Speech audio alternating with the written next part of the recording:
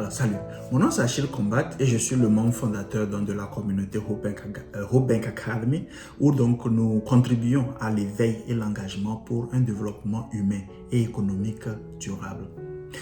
Les contrats intelligents et nos gouvernements. Comment est-ce que nous pouvons aider nos autorités à ne pas rester loin donc, de cette technologie? Alors, des exemples que nous allons prendre au fur et à mesure pour que toi, en fait, qui donc fais partie ou réfléchis toujours à comment faire partie, tu puisses aussi avoir une idée de comment tous ces éléments-là vont se jouer.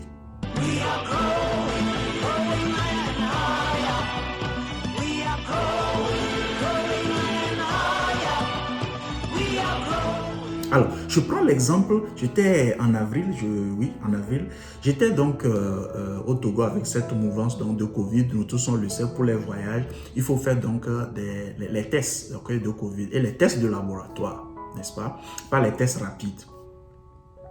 Alors, spécifiquement donc au Togo, là c'est comme tu vas le remarquer ici, c'est le service, l'Institut national d'hygiène, qui est une donc autorité, un département, d'accord, public de la santé publique.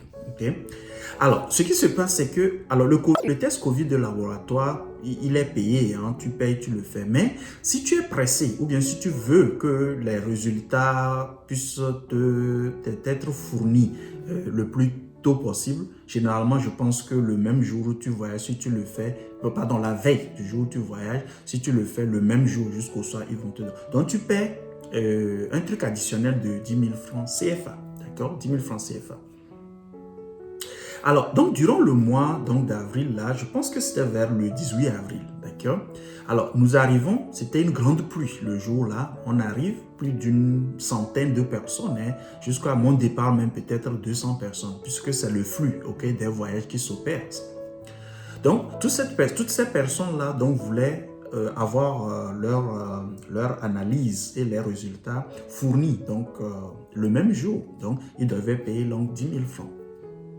Alors, nous payons les 10 000 francs. Il nous a fallu attendre plus de 2 heures de temps au service d'hygiène. Hein, d'accord? Il nous a fallu attendre plus de 2 heures de temps parce que la caissière n'était pas là. Vous vous imaginez? Il a plu. Nous, en tant que consommateurs, on est déjà là-bas. Un institut, ou bien une entreprise, hein, parce que carrément c'est une entreprise qui est censée donc se faire de l'argent. Voilà, la caissière n'est pas là. Alors, étant assis là-bas pendant longtemps, la frustration et tout ça, moi, m'a amené personnellement à demander à parler à un responsable. Il n'y avait pas un responsable qui pouvait donc s'occuper de notre problème. Et je me rappelle, c'était même un jour férié, mais un jour férié où ils ont choisi d'ouvrir et servir en fait leurs citoyens.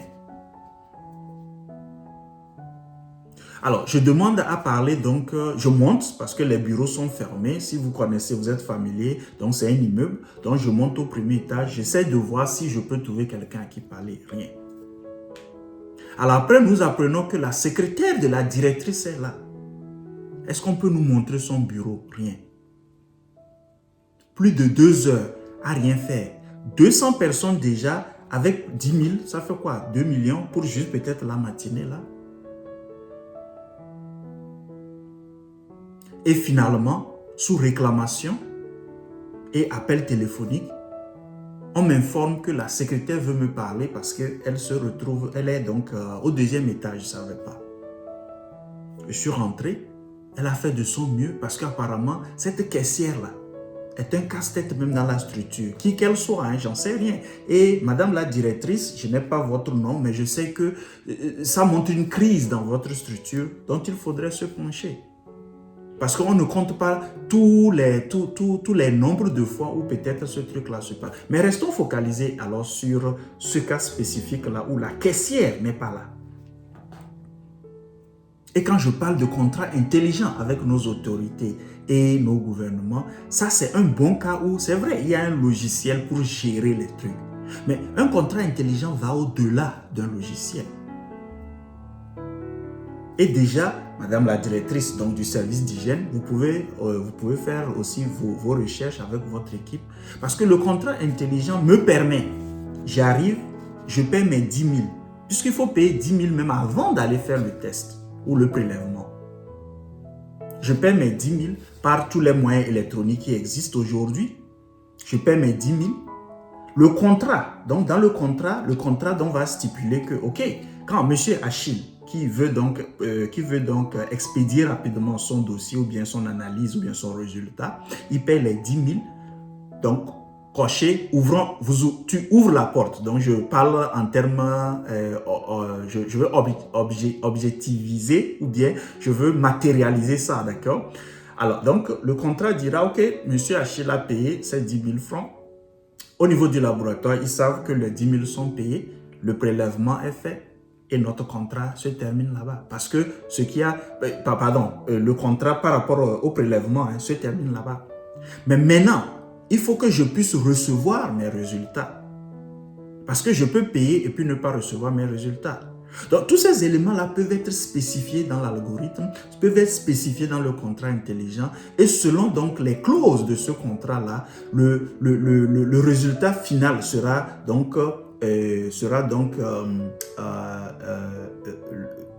donc validé, d'accord, une fois que toutes les étapes donc sont vérifiées. Mais imaginez-vous donc qu'on soit bloqué plus de 2 heures de temps parce que la caissière n'est pas là.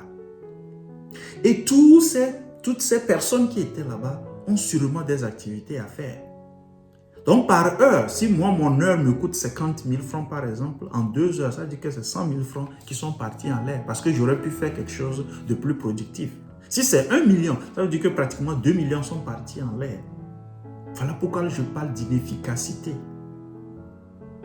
Mais quelle que soit la raison, quel que soit le problème que cette caissière-là avait, en ce jour donc du 18 avril, ça ne devait pas bloquer. Les gens pourront nous aider dans l'avenir. Et si tu as des cas de figure, partage avec nous. Et commençons en tant que communauté à avoir de ces discussions-là pour voir comment est-ce que nous pouvons supporter nos autorités en leur expliquant clairement la chose. Si ils sont pour l'efficacité, si ils sont pour la productivité, au lieu d'avoir donc des gens qui sont assis sur leur masse salariale et ne font rien. Si cette vidéo t'inspire ou te rappelle un autre problème que tu as vécu, n'hésite pas de partager. Alors je te retrouve dans une autre vidéo où nous continuerons donc ce processus d'éducation là.